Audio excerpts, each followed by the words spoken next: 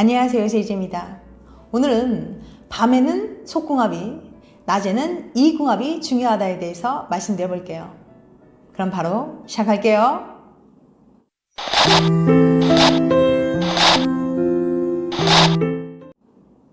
이제 그만 좀 싸우고 싶다. 예시 상황 볼게요. 여자, 너 진짜 왜 그래? 뭐가? 내가 몇 번이나 얘기했잖아. 나보고 어떡하라고. 됐다. 그냥 그만 이야기하자. 매일 똑같은 레퍼토리로 반복되는 지긋지긋한 싸움. 아무리 꿀 떨어지는 사이여도 이런 싸움이 몇 번 반복되면 더는 못하겠다는 생각이 들죠. 싸우고 화해하고 또 싸우고 화해하고. 그렇게 사랑한다면서 지겹도록 싸우는 이유는 도대체 뭘까요? 너네 진짜 안 맞는구나. 관계 심리학자 차칠리 박사는 그 이유를 이렇게 설명합니다. 그건 바로 두 사람의 싸움 유형이 맞지 않기 때문입니다. 싸움 유형이란 싸울 때 드러나는 나의 태도를 뜻해요. 총 4가지 유형으로 나뉘는데 싸울 때 애인을 어떻게 대하는지와 자기 속마음을 얼마나 솔직하게 표현하는지에 따라 결정됩니다. 물론 유형이라고 해서 태어날 때부터 타고난 건 아니에요. 살면서 어떤 유형의 애인을 만나는지, 서로 얼마나 노력하는지에 따라 싸움 유형은 계속 달라집니다. 아주 고분고분하고 착하던 사람도 불같이 화내는 애인을 만나면 그 성격을 닮아가게 되는 것처럼요. 어떤 유형끼리 만나느냐에 따라 싸움의 횟수부터 화해 방법까지 달라지기 때문에 행복한 연애를 꿈꾸는 분들에겐 애착 유형만큼이나 중요하답니다. 당신은 어떤 유형인지 한번 살펴볼까요? 4가지 싸움 유형. 첫 번째, 지배형. 난 지고는 못 살아. 지는 걸 죽기보다 싫어하고 늘 상대보다 우위에 있고 싶어하는 타입입니다. 자기 주장이 무척 강해서 늘 싸움에서 이기려고 하죠. 그런 것 좀 고쳐봐. 거봐, 내 말이 맞지? 다소 위험한 유형입니다. 감정적으로 행동하는 경우가 많아서 크게 흥분하거나 못된 말을 하기도 합니다. 두 번째, 회피형. 난 별로 얘기하기 싫어. 내 불만도 얘기하지 않고 애인의 불만도 들어주지 않는 타입이에요. 헤어질지 모른다는 두려움이 많은 편이라서 싸움을 피하려고만 합니다. 남들이 보기에는 쟤들은 되게 안 싸운다 라고 생각하지만 애인 입장에서 보면 무척 답답할 수 있어요. 세 번째, 포기형. 알았어. 네 말이 맞아. 애인과 길게 싸우기 싫어 금방 양보하고 물러나는 타입이에요. 앞에서는 네 말이 맞다고 말해주지만 속에 다 담아두고 있어요. 뒤끝이 긴 편이죠. 계속 스트레스를 받다가 혼자 지쳐 나가 떨어지기도 합니다. 특히 지배형과 포기형의 조합은 아주 위험한 관계예요. 네 번째, 타협형. 우리 같이 노력해보자. 늘 애인의 말에 귀 기울여주고 차분하게 갈등을 해결하는 타입이에요. 나와 상대의 생각 차이를 좁혀서 중간점을 찾으려고 하죠. 내 얘기도 듣고 싶어. 같이 노력하자. 자기 자신에게도 애인에게도 매우 좋은 유형이에요. 특히 타협형과 타협형의 만남은 최고의 조합이죠. 당신의 싸움 유형은? 당신 그리고 애인의 싸움 유형은 무엇인가요? 아까도 말했듯이 어떤 유형끼리 만났는지에 따라 아주 위험한 관계가 되기도 하고 최고의 커플이 될 수도 있어요. 이렇게 나와 애인의 싸움 유형을 확인해보고 비교 분석해보는 것을 싸움 궁합이라고도 부릅니다.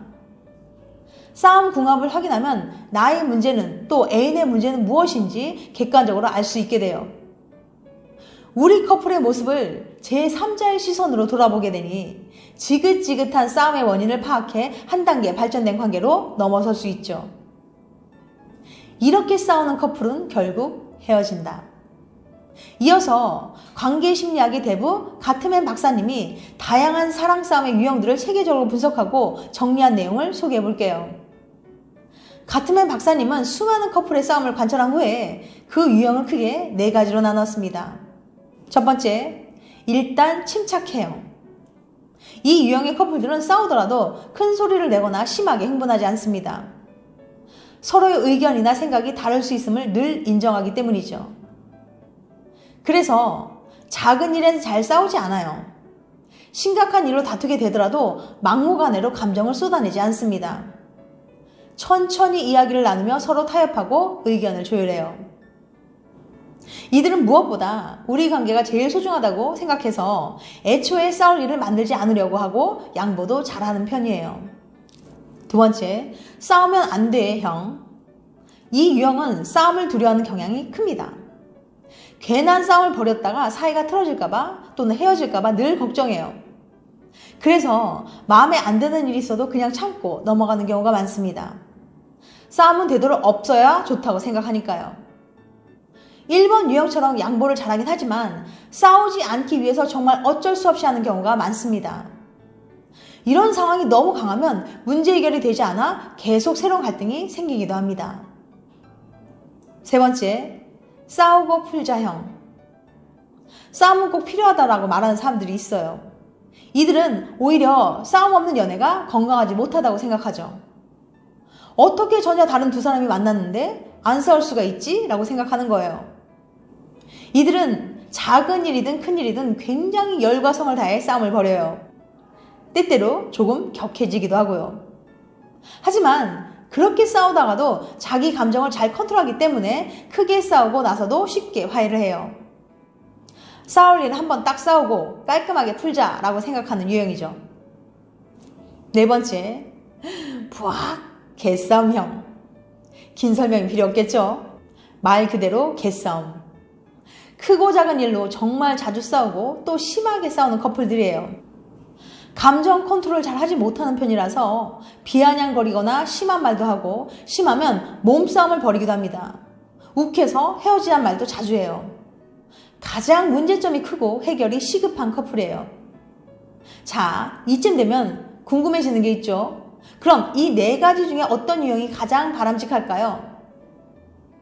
어떤 유형이 좋은 거죠? 다들 뻔하다고 생각하시겠지만 같으면 박사는 꼭 1번 유형이 바람직하다고 할 수는 없다고 말했어요. 무조건 차분하고 침착하게 이야기하는 1번 유형의 대화법은 기본으로 하되 상황에 따라 넘어갈 일은 넘어가고 또 끝장 토론할 일은 하는 2, 3번의 방법을 적당히 빌려와 사용할 줄 아는 것이 가장 현명한 싸움법이라고 합니다. 늘 서로의 입장을 이해하지만 때론 감정을 표출할 줄도 알고 조금 너그러워질 줄 아는 것이 좋다는 거죠. 좀 더 안정적인 연애를 원한다면 당신과 애인의 싸움 유형을 파악하고 발전된 관계로 나아갈 수 있길 바랍니다. 지금까지 밤에는 속궁합이, 낮에는 이궁합이 중요하다에 대해서 말씀드렸어요. 다음에는 더 재밌고 유익한 영상으로 찾아뵐게요.